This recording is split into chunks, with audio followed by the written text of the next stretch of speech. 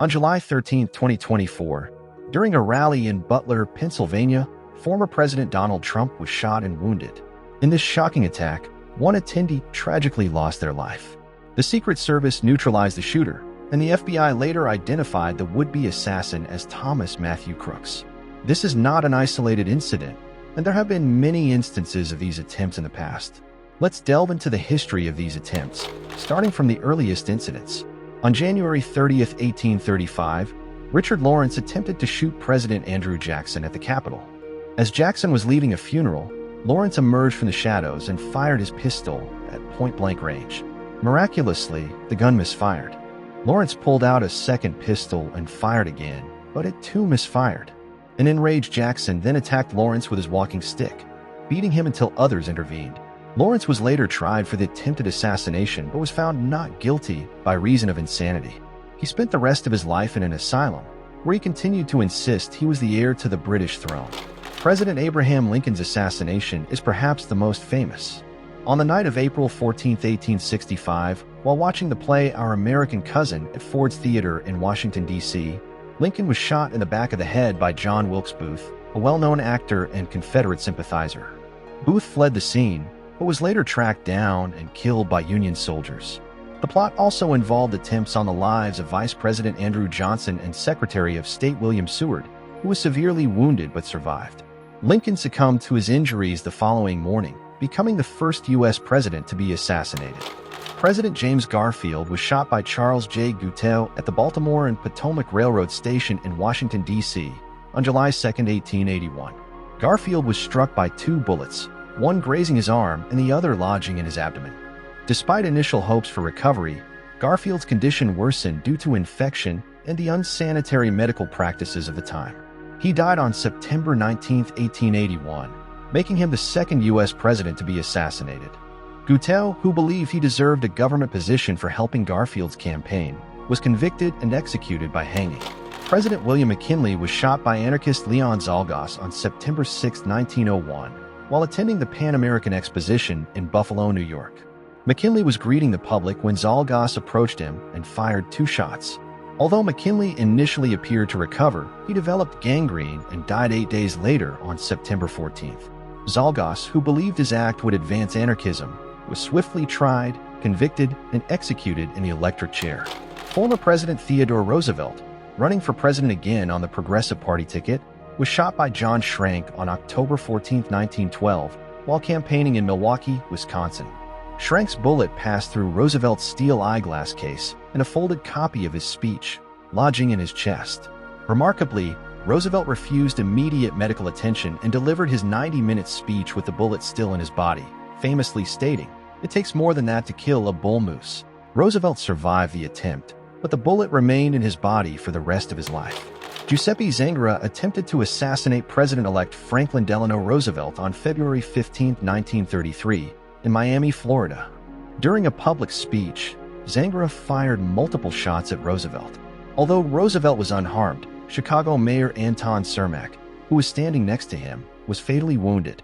Zangara, an Italian immigrant suffering from severe abdominal pain and disillusion with the government, was quickly apprehended. He was tried and executed in the electric chair within 5 weeks. Huey P. Long, a controversial senator from Louisiana and potential presidential candidate, was shot on September 8, 1935, at the Louisiana State Capitol. Long was struck by a bullet fired by Dr. Carl Weiss, who was immediately killed by Long's bodyguards. Long's wounds were not initially thought to be fatal, but he died 2 days later due to internal bleeding.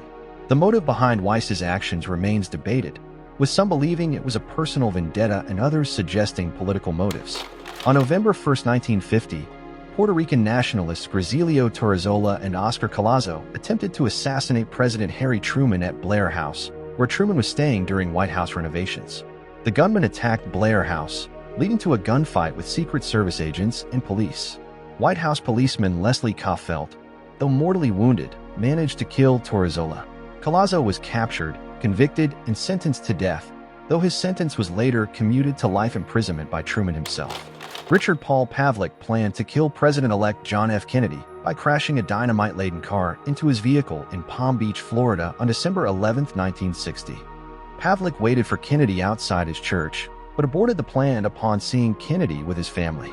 Pavlik was later arrested before he could carry out another attempt. He was declared mentally ill and committed to a mental institution. President John F. Kennedy was assassinated on November 22, 1963, in Dallas, Texas. While riding in an open motorcade, Kennedy was shot in the head by Lee Harvey Oswald. Texas Governor John Connally was also seriously wounded. Oswald was captured and charged with the assassination, but was killed 2 days later by nightclub owner Jack Ruby. The Warren Commission concluded that Oswald acted alone, though conspiracy theories persist.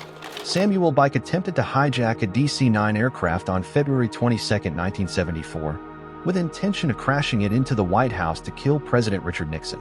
Bike forced his way onto the plane at Baltimore/Washington International Airport, shooting and killing a pilot and a security guard. Before the plane could take off, police shot Bike through the aircraft's door, and he subsequently committed suicide. Lynette Squeaky, from a follower of Charles Manson, attempted to shoot President Gerald Ford in Sacramento, California, on September 5, 1975.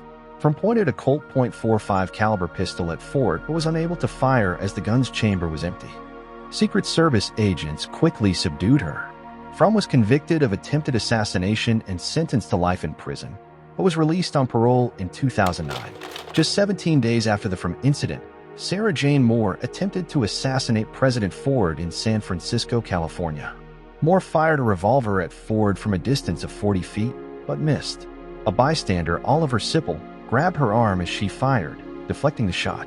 Moore was convicted and sentenced to life in prison, and was released on parole in 2007. President Ronald Reagan was shot and seriously wounded by John Hinckley Jr. on March 30, 1981, outside the Washington Hilton Hotel.